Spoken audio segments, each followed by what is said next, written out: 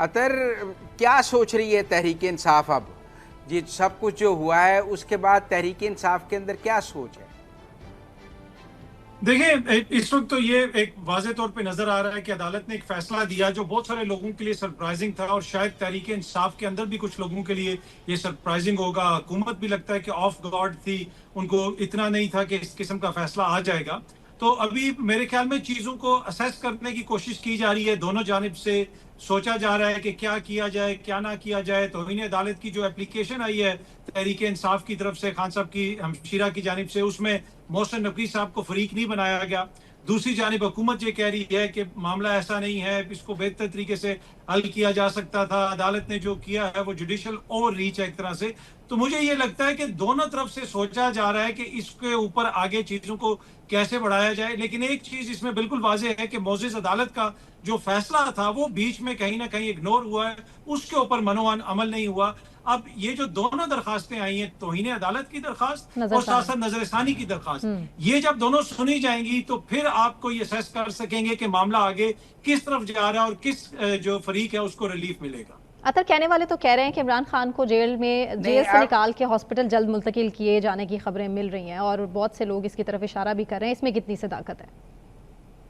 देखिए, इस तरह की खबरें तो आ रही हैं। इशू ये है कि अभी तो सिर्फ इमरान खान साहब को जेल से अस्पताल शिफ्ट करने की खबर आई, जो शायद हुकूमत के लिए काबिल कबूल नहीं थी, क्योंकि अगर आप गुज़िश्ता 3-4 सालों के दौरान देख लें, तमाम तर दावों के बावजूद जो है हुकूमत उस तरह डिलीवर नहीं कर सकी। आज आप कोई गैर मुल्की ब्रॉडकास्टर्स हो, इवन के मकबूजा कश्मीर से मीर वाइज उमर फारूक साहब ने भी इसका जिक्र किया अपनी एक ट्वीट के अंदर कि अदालत का एक फैसला है तो उसको माना जाए। तो हुकूमत ये फैसला क्यों नहीं मान रही? अगर आप देखें तो एक मरीज को अस्पताल शिफ्ट करना है, शिफ्ट कर दिया जाए, ऐसी कौन सी बात है। लेकिन हुकूमत को यह लगता है कि हमें सियासी तौर पे इससे काफी ज्यादा नुकसान होगा। और उसकी वजह क्या है? उसकी वजह यह है कि क्या ये डिलीवर कर सके उस तरह। अगर यहाँ पे बहुत सारी और चीजें हो रही होती तो फिर शायद हुकूमत के लिए ये इतना बड़ा चैलेंज ना होता। मैं एक छोटी सी आपको मिसाल दूंगा।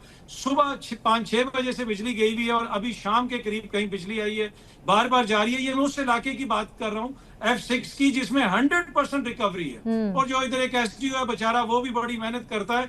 लेकिन वो जो वजीर है जिसने इस हुकूमत को इस हालत में पहुंचा दिया, और ये मुजम्मिल साहब खुद कहते हैं कि बिजली का बिल इस हुकूमत का सबसे बड़ा ऑपोजिशन लीडर है इस हुकूमत का। उस वजीर को हुकूमत जो है अवैस लगारी को सिविल तमगे दे रही है। तो इन हालात के अंदर इमरान खान को अस्पताल लाना यकीनन हुकूमत के लिए चैलेंज है। बड़ा मुश्किल सवाल रख दिया आपने मुजम्मिल साहब के सामने। मुजम्मिल साहब कमेंट करेंगे इस पे जी। अच्छा, नहीं, अतर कादमी साहब, वो बात आपकी ठीक है, लेकिन अस्पताल में बुनियादी तौर पे मरीज़ को दाखिल किया जाता है, सेहतमंद को अस्पताल दाखिल नहीं किया जाता। अब अगर डॉक्टर्स ने उन्हें फिट करार दे दिया है और उनको कोई बीमारी नहीं है, तो ये ज़िद तो नहीं है कि आप सेहतमंद आदमी को भी अस्पताल ही दाखिल कर दें। ये मुझे PTI की लॉजिक, डॉक्टर उज़मा खुद कह रही हैं, वो मेरे भाई का 120/80 है, पल्स बिल्कुल ठीक है, ब्लड प्रेशर ठीक है, आंख रिकवर कर गई है। तो अब ये मुझे नहीं समझ आई कि जब वो मुकम्मल फिट हैं और उनकी बहन डॉक्टर भी कहती है वो मुकम्मल फिट हैं प्रेस कॉन्फ्रेंस में, तो फिर अस्पताल कोई 5 स्टार होटल है कि आप वहाँ पे जाके कमरा लेके रह लें? तो मरीजों की जगह है। देखिए, इसमें दो चीजें मुझे नहीं समझ आई कि वो ये अब क्या है कि जी। हाँ जी जी, मैं जिस तरह अर्ज कर रहा था कि इसमें दो चीजें। पहली चीज तो ये है कि अदालत का एक फैसला है कि आपने उनको 2 दिन के अंदर शिफा इंटरनेशनल अस्पताल अदालत देखिए ना, अदालत का एक अगर बीमार हैं जी, अगर अदालत ये फैसला नहीं दे सकती कि किसी बंदे को जबरदस्ती अस्पताल दाखिल कर, वो बीमार नहीं भी है तो अस्पताल दाखिल कर दो। अदालत ने कहा है वो नहीं बीमार है फिर भी अस्पताल दाखिल कर दो। टेस्ट तो होने थे ना, मेडिकल बोर्ड तो बनना था ना, इलाज तो होना था, उसके बाद बोर्ड बनना था। मुजम्मिल साहब, क्या अदालत ने ये लिखा है कि उनको 2 दिन में लेके जाएं वहां से गंडा गोला और आइसक्रीम खिला के लाएं शिफा से? भाई, जो सुप्रीम कोर्ट के सामने जो मेडिकल रिपोर्ट आई है, जो मेडिकल रिपोर्ट, अब ये बताएं, चलें अब ये तो जो अब नया मेडिकल बोर्ड है उसमें वो फिट आ गए हैं। किसी वक्त आदमी बीमार होता है, किसी वक्त उसकी बीमारी खत्म हो जाती है। एक दिन था आप कहते थे 85% आंख जाया हो गई है, अब डॉक्टर उज़मा कहती है उनकी आंख बिल्कुल ठीक है, तो इलाज हो जाता है। इस वक्त इमरान खान बिल्कुल फिट हैं, सवाल ये है। लेकिन अब ये बताएं कि अगर सुप्रीम कोर्ट से PTI को रिलीफ नहीं मिलता तो फिर पीटीआई की स्ट्रेटजी क्या होगी?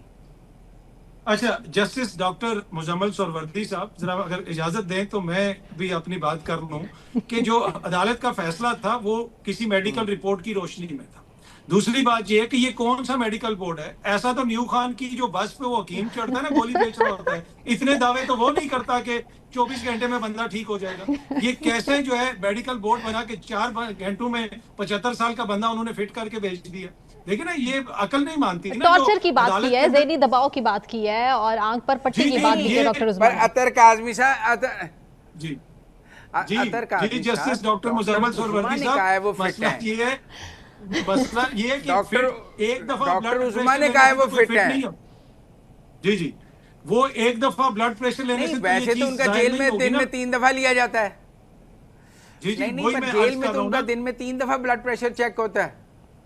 आप वो जिद पे आ जाएं तो वो तो कोई उसका इलाज नहीं है। अच्छा, डॉक्टर फैसल को क्यों नहीं हॉस्पिटल ले जाया गया, ये भी नहीं सुलझ रही।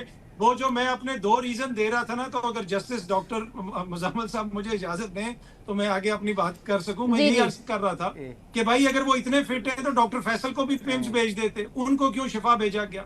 देखिए ना, आपको हुकूमत की जानिब से कहीं ना कहीं ये लगता है कि वो उनको उधर नहीं ले जाना चाहते थे।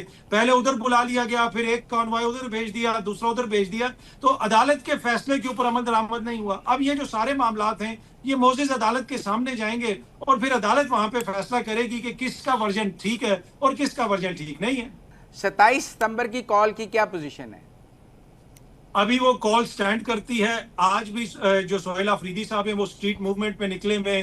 गुज़िश्ता रोज भी आपने देखा हंगू में जो स्ट्रीट मूवमेंट उन्होंने चलाई, उसकी वो मुकम्मल तैयारी कर रहे हैं। आज वो बुनेर जा रहे हैं। तो मेरे ख्याल में तहरीक इंसाफ तो उसके ऊपर अभी तक बिल्कुल कायम है, और फिर मौलाना से रब्ता होना, पीपल्स पार्टी से रब्ता होना और दीगर सियासी जमातों से रब्ता होना, तो फिलहाल तो वो एहतजाज की कॉल अपनी जगह पे मौजूद है। उससे पहले अगर कोई बेहतरी आ जाती है सिचुएशन में, तो अगर इमरान खान की तरफ से आ जाता है कि आप कॉल फिल ऑफ कर दें तो वो एक अलग चीज है। लेकिन इस वक्त तक, आज की तारीख तक, जिस वक्त मैं आपसे बात कर रहा हूं, आज भी तहरीक इंसाफ जो है 27 तारीख की मुकम्मल तैयारी कर रही है। ठीक, देखें, जो 2 मुलाकातें हुई हैं इमरान खान साहब की, एक नौरीन न्याजी से हुई है, एक डॉक्टर उज़्मा से हुई है। कुछ जो खबरें उसमें से आई हैं उनमें खान साहब ने जुनेद अकबर पर बड़ी नाराज़गी का इजहार किया है कि जी वो पहले तो कहते थे कि गंडापुर मुझे एहतजाज नहीं करने देता, गंडापुर मुझे, वरना मैं इतना ज़बरदस्त एहतजाज कर लूँ। तो उन्होंने कहा अब सोहेल अफरीदी और जुनेद अकबर 1 साल से बैठे हैं, ये कौन सा एहतजाज इन्होंने कर लिया है? जो गंडापुर ने इनको रोका हुआ था, वो गंडापुर बेहतर था। ये क्या खबरें हैं? देखिए, मेरे ख्याल में मुझे तो ऐसा लगा कि नौरीन नियाजी साहिबा की नहीं, हुज़ैफा रहमान साहब की मुलाकात हुई है, क्योंकि खबरें तो सारी हुज़ैफा रहमान साहब दे रहे हैं हर चैनल पे बैठ के कि जनाब ये हो गया, वो हो गया। उनकी बहन की मुलाकात हुई है, उसमें कुछ चीजें जो है वो कुछ लोगों ने रिपोर्ट की हैं, और मैं आपको इतना बड़ी जिम्मेदारी से बता सकता हूँ, 75% जो चीजें लोग व्लॉग बना के और टीवी पे बैठ के कह रहे हैं ना कि मुलाकात में ये बातें हुई हैं, वो उनका हकीकत से कोई ताल्लुक नहीं। 75% इतना मैं आपको बता सकता हूँ। थोड़े को आप ज्यादा जाने, बाकी ये मसला। लेकिन असर बैकडोर राब्तों की भी बात काफी की जा रही है। बैरिस्टर सैफ की भी कहा जा रहा है कि अडयाला जेल में मुलाकात कराई गई है बानी पीटीआई से, इसमें कितनी सदाकत है? देखिए, ये पीटीआई के जराये तो इसको कंफर्म नहीं करते, लेकिन कुछ ना कुछ कहीं ना कहीं राब्ता जरूर है। ये अगर कोई कहे कि सूरत-ए-हाल नहीं बदली, यकीनन कहीं ना कहीं सूरत-ए-हाल बदली है।